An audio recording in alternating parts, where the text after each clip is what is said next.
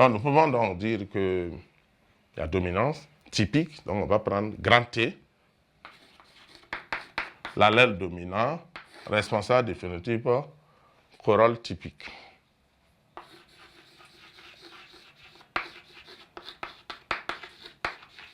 Et bien sûr, petit t, l'allèle récessif responsable du phénotype corolle régulière.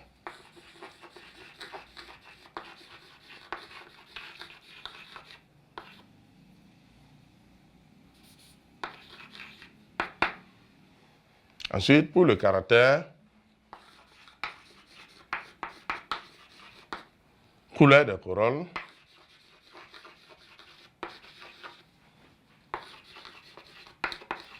nous allons prendre grand R, puisqu'il y a codominance dans les conventions. On va prendre grand R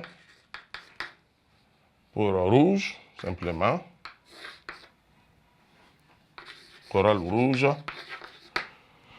Et petit et grand B plutôt pour corolle blanche.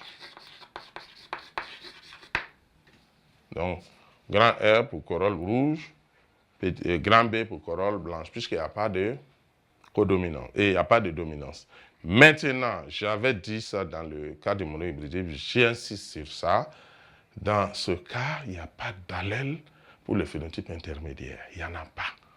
Voilà, le phénotype intermédiaire va apparaître chez l'individu hybride tout court. Voilà, lorsque les deux allèles vont se retrouver, il va apparaître. Donc, il n'y a pas d'allèle pour le phénotype intermédiaire.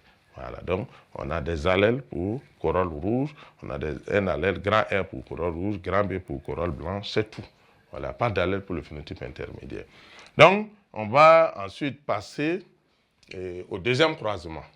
Donc, le deuxième croisement donne une F2 hétérogène constituée de, on peut compter 1, 2, 3, 4, 5, 6 types de phénotypes. Donc, le deuxième croisement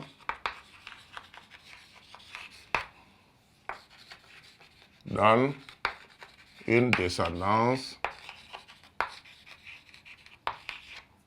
hétérogène, comprenant 6 types de phénotypes.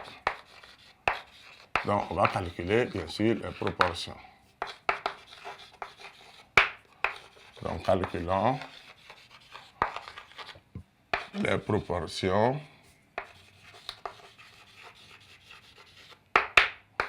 de ces phénotypes.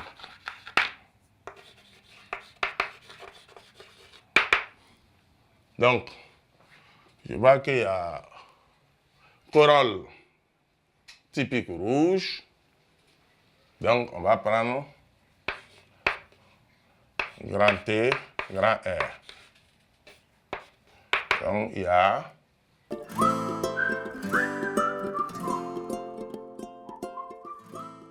OK. Donc, nous avons maintenant calculé les proportions.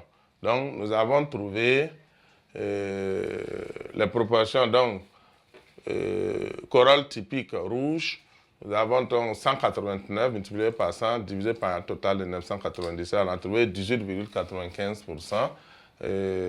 Ensuite, corolle typique rose, on a 370 fois 100 divisé par 997, ce qui nous donne 37,11%.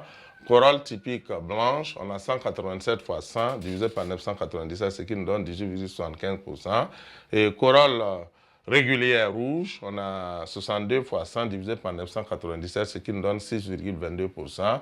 Corolle régulière rose, on a 126 fois 100 divisé par 997, ce qui nous donne 12,64%. Et corolle régulière blanche, on a 63 fois 100 et le divisé par 997, ce qui nous donne donc 6,32%. Bien sûr, ces valeurs sont des résultats expérimentaux, sinon, comme ce qu'on avait dit précédemment, c'est des valeurs qu'on peut harmoniser, comme ce qu'on avait fait avec le dihybridisme là. Donc, on voit bien sûr qu'on a des valeurs qui vont s'apparenter donc en termes de proportion. Donc, on va avoir donc des 3 sixièmes. Lui, on reconnaît, c'est 3 sixièmes.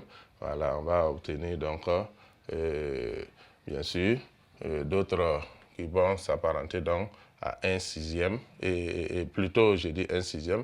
Et on a 3 seizièmes. Ça, c'est 18 là. On les reconnaît facilement. C'est 3 seizièmes, 1 seizième. Donc, 2 seizièmes. Et bien sûr, lui, il va s'apparenter donc à 4 seizièmes. Donc, on va retrouver les mêmes valeurs là dans le tableau tout de suite avec l'interprétation. Donc, ici, c'est de dire donc l'hypothèse suivante que ces proportions, c'est-à-dire 18,95, 37,11, 18,75, 6,22, 12,64 et 6,32, et bien sûr, sont des proportions qui sont statistiquement donc égales, et bien sûr, à 18,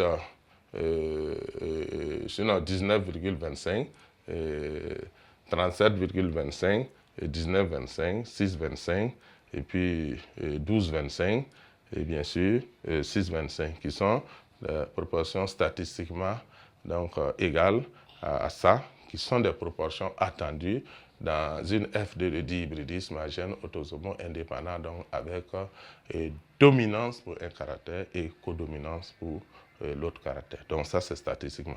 Maintenant, nous allons émettre, il faut émettre cette hypothèse, écrire cette hypothèse que ces proportions-là sont statistiquement égales donc, aux proportions statistiques qui ont été déjà calculées expérimentalement et que donc sont des proportions qui sont sensiblement égales ou statistiquement égales à ces valeurs connues et qui nous permettent donc de nous projeter sur l'hypothèse d'un cas de dihybridisme à gène autosomo indépendant donc avec dominance pour un caractère et codominance pour l'autre caractère. Ce qui nous permet de passer maintenant donc à l'interprétation. Donc nous allons interpréter tout cela.